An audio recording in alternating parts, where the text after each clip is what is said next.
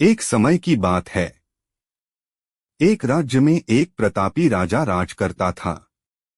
एक दिन उसके दरबार में एक विदेशी आया और उसने राजा को एक सुंदर पत्थर उपहार में दिया। राजा वह पत्थर देख बहुत प्रसन्न हुआ। उसने उस पत्थर से भगवान विष्णु की प्रतिमा का निर्माण कर उसे राज्य के मंदिर में स्थापित करने का निर्णय लिया और प्रतिमा निर्माण का कार्य राज्य के महामंत्री को सौंप दिया।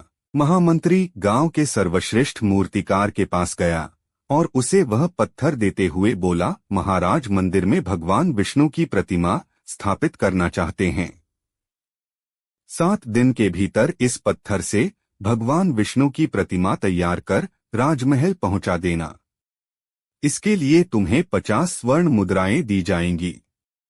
50 स्वर्ण मुद्राओं की बात सुनकर मूर्तिकार खुश हो गया और महामंत्री के जाने के उपरांत प्रतिमा का निर्माण कार्य प्रारंभ करने के उद्देश्य से अपने औजार निकाल लिए।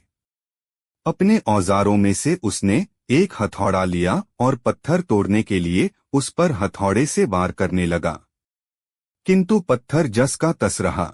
मूर्तिकार ने हथौड़े के कई वार पत्थर पर किए, किंतु पत्थर नहीं टूटा। 50 बार प्रयास करने के उपरांत मूर्तिकार ने अंतिम बार प्रयास करने के उद्देश्य से हथौड़ा उठाया, किंतु यह सोचकर हथौड़े पर प्रहार करने के पूर्व ही उसने हाथ खींच लिया कि जब 50 बार वार करने से पत्थर नहीं टूटा तो अब क्या टूटेगा। वह पत्थर लेकर वापस महामंत्री के पास गया और उसे यह कह वापस कर आया कि इस पत्थर को तोड़ना नामुमकिन है, इसलिए इससे भगवान विष्णु की प्रतिमा नहीं बन सकती। महामंत्री को राजा का आदेश हर स्थिति में पूर्ण करना था, इसलिए उसने भगवान विष्णु की प्रतिमा निर्मित करने का कार्य गांव के एक साधारण से मूर्तिकार को सौंप दिया।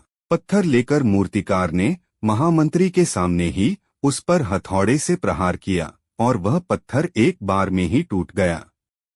पत्थर टूटने के बाद मूर्तिकार प्रतिमा बनाने में जुट गया। इधर महामंत्री सोचने लगा कि काश पहले मूर्तिकार ने एक अंतिम प्रयास और किया होता तो सफल हो गया होता और 50 स्वर्ण मुद्राओं का हकदार बनता। दोस्तों, इससे हमें यह सीख मिलती है कि हम भी अपने जीवन में ऐसी परिस्थितियों से दो चार होते रहते हैं।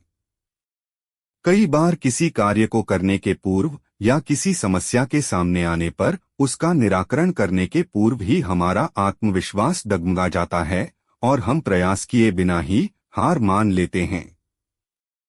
कई बार हम 1-2 प्रयास में असफलता मिलने पर आगे प्रयास करना छोड़ देते हैं, जबकि हो सकता है कि कुछ प्रयास और करने पर कार्य पूर्ण हो जाता या समस्या का समाधान हो जाता।